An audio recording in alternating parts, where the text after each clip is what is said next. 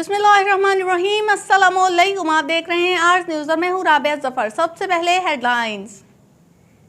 Chief justice ने बाबर अवान के दलाइल को कहानी करार दे दिया। बाबर अवान ने कहा कि कुछ ऐसा मवाद है जो इन कैमरा बताना चाहता हूं।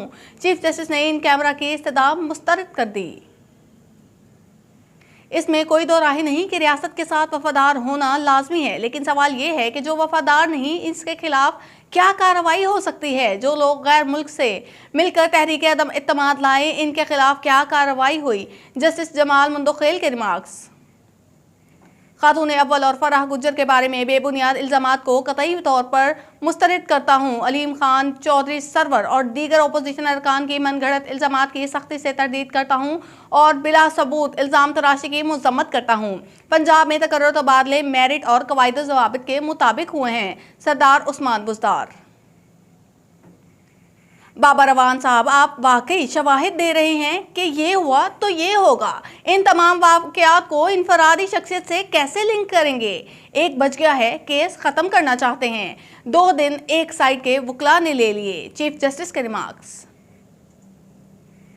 लाहौर हाईकोर्ट आईजी पंजाब राव सरदार अली खान की तकर्रुरी कानूनी करारदाद। लाहौर हाईकोर्ट ने ग्रेड 21 के आईजी पंजाब राव सरदार अली खान की तकर्रुरी कानूनी करार देते हुए इनको अहदे से हटाने की दरख्वास्त मुस्तरद कर दी। जस्टिस मुजम्मिल अख्तर शबीर ने 11 सफ़ात पर मुश्तमिल तहरीरी फैसला जारी कर दिया।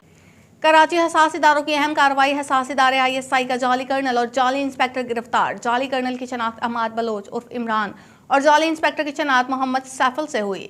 मुलजिमान कब्जा माफिया में सरगर्म थे। गिरफ्तार मुलजिमान से जाली असलाह और जाली कार्ड्स भी बरामद कर लिए गए। कहाँ लिखा है कि तहरीक अदम एतमाद वापस नहीं ली जा सकती। ये कहाँ लिखा है कि स्पीकर तहरीक अदम एतमाद पर रूलिंग नहीं दे सकता। अगर कहीं लिखा नहीं हुआ तो इसे अदालत पढ़ भी नहीं सकती। डॉक्टर बाबर अवान। पंजाब में बल्दियाती सियासी सूरत हाल। तहरीक इंसाफ ने पंजाब असम्बली के डिप्टी स्पीकर दोस्त मोहम्मद मिज़ारी के खिलाफ अदम एतमाद की तहरीक जमा करवा दी।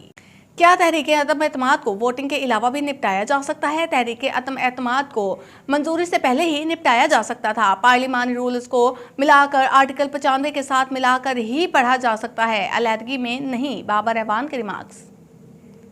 सदर पाकिस्तान का इलेक्शन कमीशन को आम इंतखाबात कराने का हुक्म। इलेक्शन कमीशन को मरासलात जारी कर दिया। हेडलाइंस आपने जानी, अहम खबरें एक ब्रेक के बाद।